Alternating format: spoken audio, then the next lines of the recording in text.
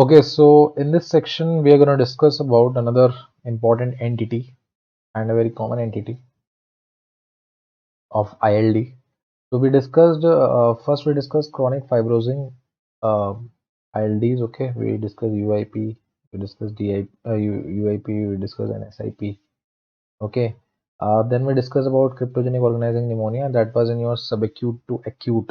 Okay, so acute interstitial pneumonia is one entity that is left in that particular category of subacute to acute, and subacute, it's basically your COP is only subacute. Okay, uh, but we'll discuss acute interstitial pneumonia as a small topic. So first we primarily discuss about smoking related ILDs in this section. Okay, in the next session, I think, or in the next part of this particular series of ILD, we'll discuss LIP and LIP, lymphocytic interstitial pneumonia, pleuropulmonary fibroblastosis, and I think few minutes session of acute interstitial pneumonia as well. So three things will finish in one go only. But now let's take another important session of smoking related ILD that is characterized under major ILDs because it's a common thing. Okay, to encounter these. So smoking related ILDs. Now in smoking related ILDs, you have to remember that okay that there are few ILDs that are related to smoking. One is something that we have already studied. Okay, that is your UIP. That is, it causes IPF or combined pulmonary fibrosis and emphysema, CPFE, which is a subset of UIP only. So there is the way, you see smoking is associated with that. Okay, one more disease is there, that is your primarily cystic lung disease, that is your pulmonary Langerhans cell histiocytosis, LCH. But that will be discussed, primarily in your cystic lung diseases, and that is a different session altogether. Okay, but in this particular scenario or in this particular situation or session, we're going to discuss three important entities, and that are basically a part of the spectrum. Okay, so if you want me to tabulate smoking related ILDs, I'll tabulate. Okay, so we have already discussed about IPF, UIP, and IPF. It is related to smoking, definitely. Second important thing that will be discussed in separate video on cystic lung disease is your pulmonary LCH, Langerhans cell histiocytosis. There is association, and rest of the three which are a part of same spectrum. Okay, same spectrum is what we are going to discuss now. Okay, so these three are nothing but, these three ILDs are nothing but a part of the same spectrum from increasing severity from mild to severe. Okay, so if let's say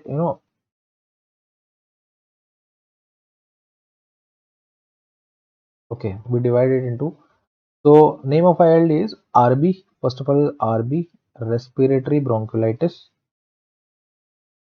Let's keep RB ILD in the middle.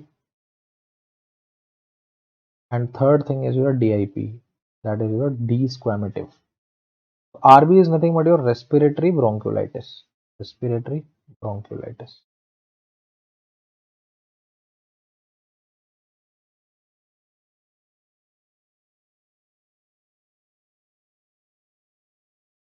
Respiratory bronchiolitis. Okay, now respiratory bronchiolitis ILD is your RBILD, and DIP, the full form is desquamative. Desquamative interstitial pneumonia.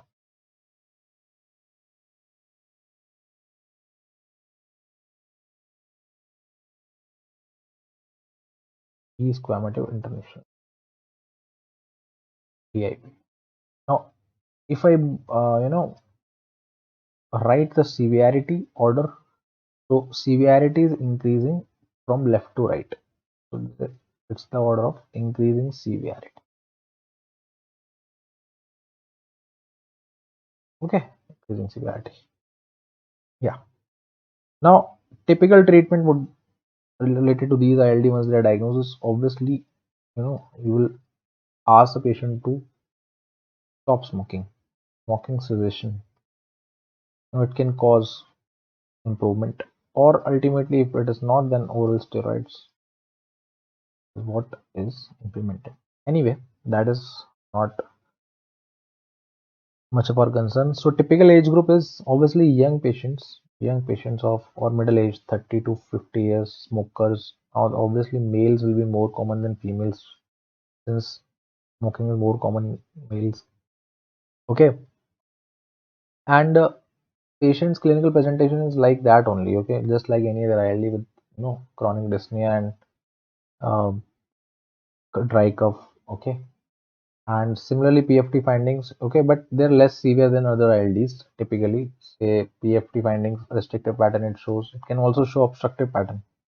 Okay, restrictive, obstructive, or mixed pattern, because when you have smoking not only causes ILD, but smoking can also lead to, so there can be a coexistent upper lobar emphysema. Okay, that might also be. So if you are seeing emphysematous changes in association with these ILDs, okay, that I have just listed on, so it's not surprising, because the causative agent or the common etiology is smoking only. Okay, so that is why obstructive pattern can be seen even on PFT, and PFT findings are they are abnormal typically in ILDs. Okay, RBILD and DIP. And similarly, you can also see clubbing. Clubbing can also be a feature, but it is typically seen in 50% cases. And since severity is increasing from there to there, so obviously DIP is more likely to be associated with the symptoms, or see a little bit severe symptoms. Okay, yeah. And similarly on physical examination, you see crackles and all those. So that is a point, but that's not our something that we need to be worried of as a radiologist. So now RB is respiratory bronchiolitis and RBILD. Now the point of concern is that how do they actually look like on an HRCT or an X-ray, and how to differentiate between them. So the primary difference between RB and RBILD is nothing but your symptoms. Okay, so they are differentiated by what? They are differentiated by symptoms. That is, let's say patient comes to you, okay, for any other diagnosis, or any other for an HRCT for another other cause, and you came to know that this patient is he is a chronic smoker. He has and typically if you see that these ILDs develop when the patient has smoked cigarette for a long time. Okay, so more than 30 pack years. Okay, this much exposure to the smoking is there. So they're a chronic smoker. They're not smoker for for past 1 or 2 years. They're quite long. They've smoked quite a lot. So they're differentiated by symptoms. So you know that the patient is a chronic smoker, and now since the patient is a chronic smoker, but he, let's say he came for some other reason. Okay, but patient was asymptomatic, or let's say for example, the patient is a scleroderma patient, or now you did HRCT to look for ILDs. Okay, and for unrelated cause maybe. Okay, or patient had TB in the past, let's say. That is a good history. Patient had TB in the past. Okay, now patient has symptomatically improved. Now there are no symptoms of TB, but you are just for the screening purpose, you are taking another HRCT for fun, and ultimately you saw findings. Now you also came to know that the patient is a chronic smoker. So patient does not have symptoms pertaining to those findings that you see on HRCT, or you may simply not see any finding on HRCT. But histopathologically, there are histopath findings of respiratory bronchiolitis. That is, the inflammation is there in the peribronchial region, or the bronchioles are inflamed. So that simple thing is that if the patient is asymptomatic, then you call it to be RB, or respiratory bronchiolitis. Whereas if the patient is symptomatic and patient's PFT is deranged, patient uh, shows physical examination findings, patient shows you know features of dyspnea and cough or clinical symptoms, and patient has restrictive, obstructive, or whatever pattern on PFT, then these goes in favor of RBILD, because the patient has developed disease. Okay, patient has developed disease. Now that is a differentiating point between RB and RBILD.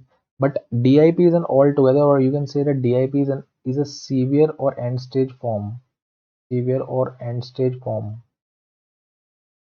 End stage of RBILD. Nothing but that. Okay. So DIP is nothing but a severe end stage of RBILD. Okay. So that is the basic thing about them. Now, how do they present? Okay. And what is the histopath finding? So if you talk about the histopath finding of these, histopathologically, the common thing that you will always see in them is your intra-alveolar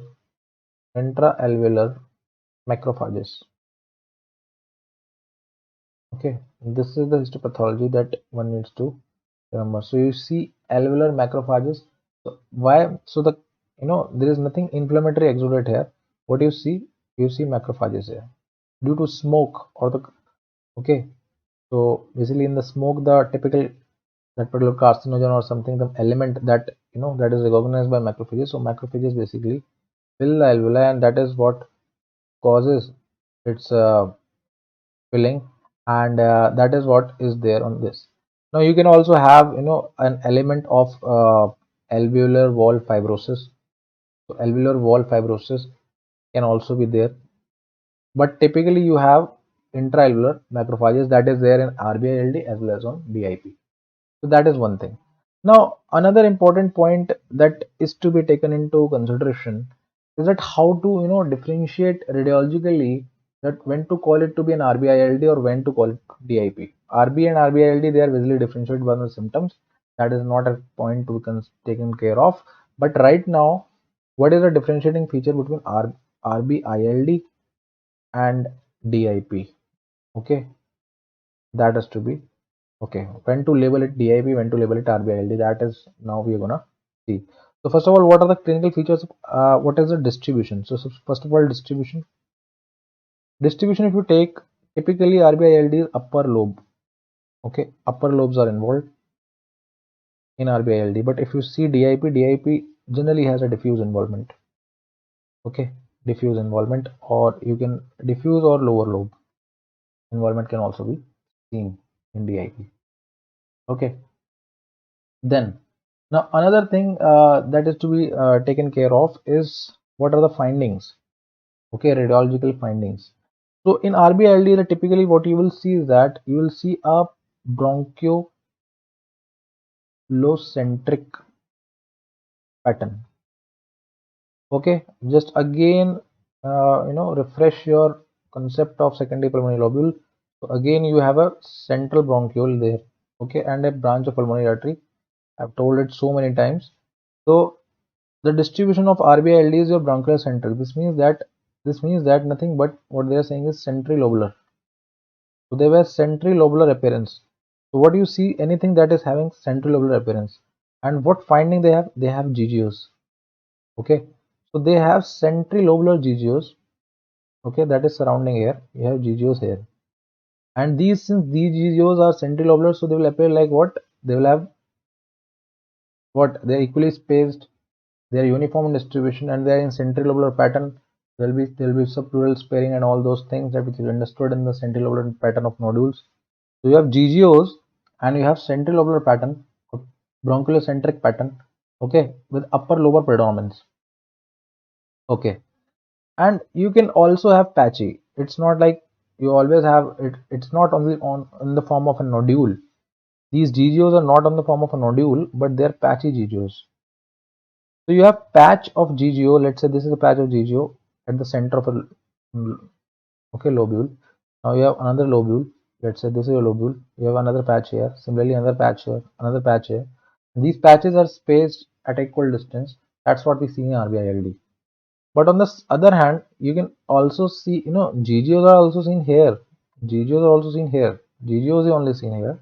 The only difference is the pattern or the of distribution. So here it is bronchiolocentric. Here it is diffuse distribution. Diffuse distribution. Okay, so it's not that only bronchiolocentric. It would be like this. It would be like this. Okay, and a large chunk of lung is involved in DIP because it's a severe form. That's what it is. So all alveoli and all those are involved. It's not bronchiolocentric. because the inflammation has extended from center to periphery of the lobule. Okay, the intra-alveolar macrophages, they have extended from center to periphery of the lobule. That's what it is. So you have a distribution that is diffuse. Here also you will see the patchy GGOs. The GGOs are patchy, but they're diffuse or they're extensive. Okay, that is one thing. Now, another important point that you need to understand is that in RBILD, other important feature in RBILD would be, since DIP is a severe form, so we can see fibrosis here. Fibrosis can be present or absent. But if it is present, then it will give rise to what? Reticular opacities. So reticular opacities can be seen.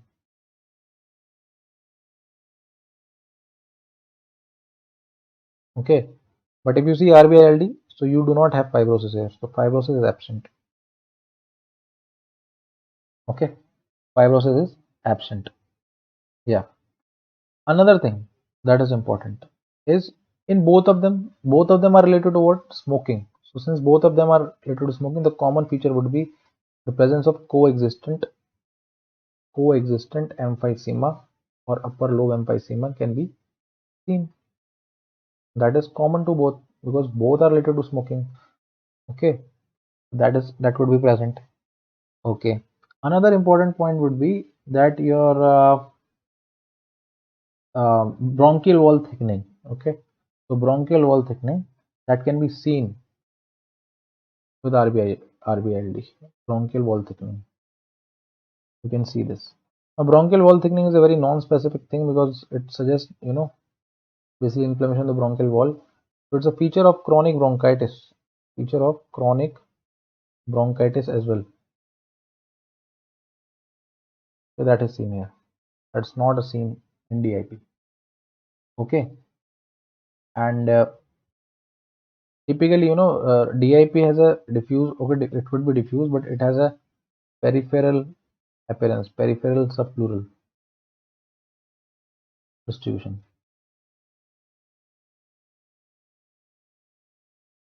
Okay.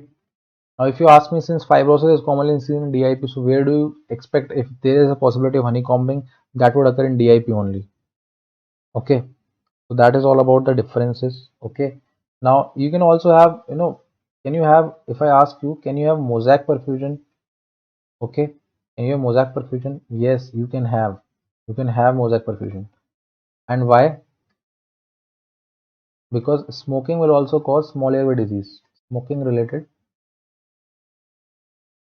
small airway disease can also be there.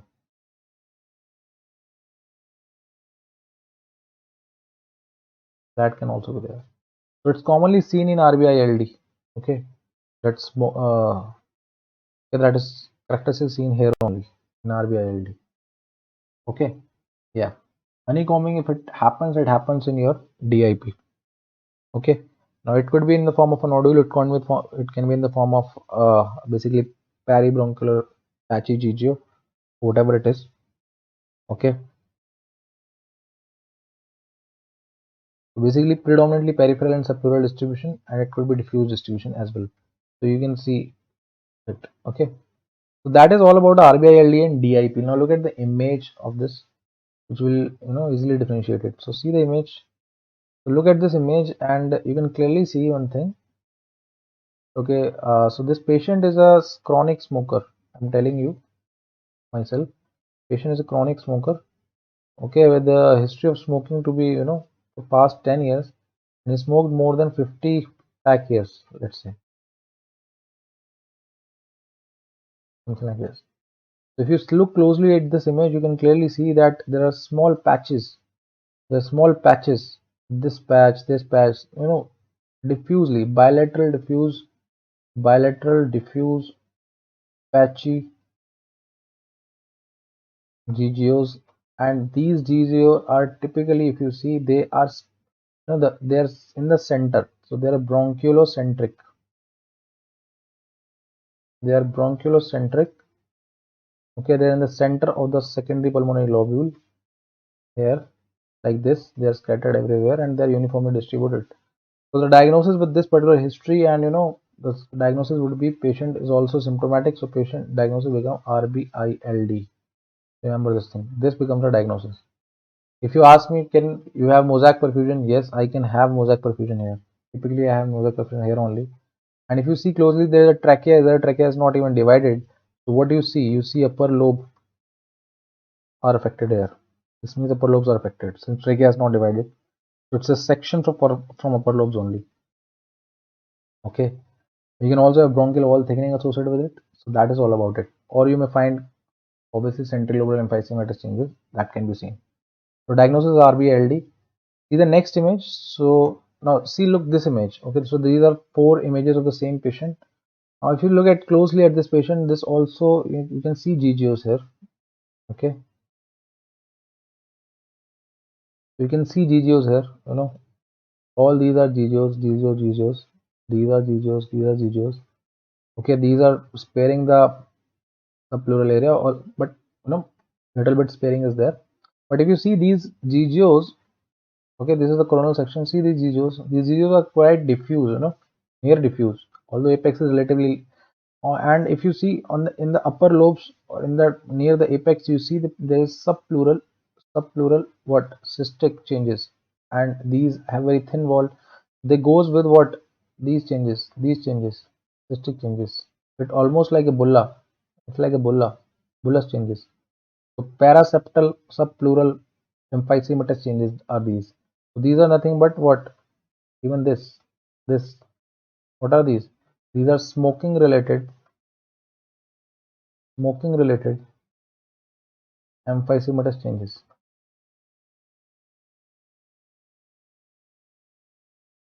Smoking related emphysematous changes are these. These. Okay, these. What you are seeing. And rest of the part of the lungs that is affected by GGOs. Rest of the part is what? GGOs are there. And these GGOs are what? These are diffuse. If you see. These are diffuse. Diffusely involved scattered, they are not bronchocentric, and that is why, and it's a severe form. And if the patient has a giving history of DIP and all, giving history of chronic smoking, then diagnosis of DIP will be made in this particular point. Okay, we'll make a diagnosis of DIP. It doesn't go in, it's quite severe. Okay, it's quite severe, so diagnosis of DIP will go. Okay, now DIP, can you answer me one thing, that if whether DIP, you will see DIP only in case of smoking or other causes. So definitely, these RB, RBILD and DIP, they were they're more than 80 to 90% cases are shown association with smoking. But definitely, DIP can also be associated with other causes. That is, even non-smoker can have, and non-smokers are typically cases of what? They're cases of infection, or they are collagen vascular diseases. Even you can have it in toxic fume inhalation, okay, or some occupational exposures, something like that. Okay, only those cases, HP, okay, and all. So you can see in a myriad of things the 10% cases, but typically you make a diagnosis when you have a history of smoking. You suspect DI because the smoking related, more than 80 to 90% cases are related to your smoking. And DIP, desquamative interstitial pneumonia, is actually a misnomer because there is no desquamation or no shedding of the alveolar walls cells. Rather, it's basically intraalveolar macrophages that are accumulated. Okay, so that is all about the about the smoking related ILDs. Okay, that's it. Thank you.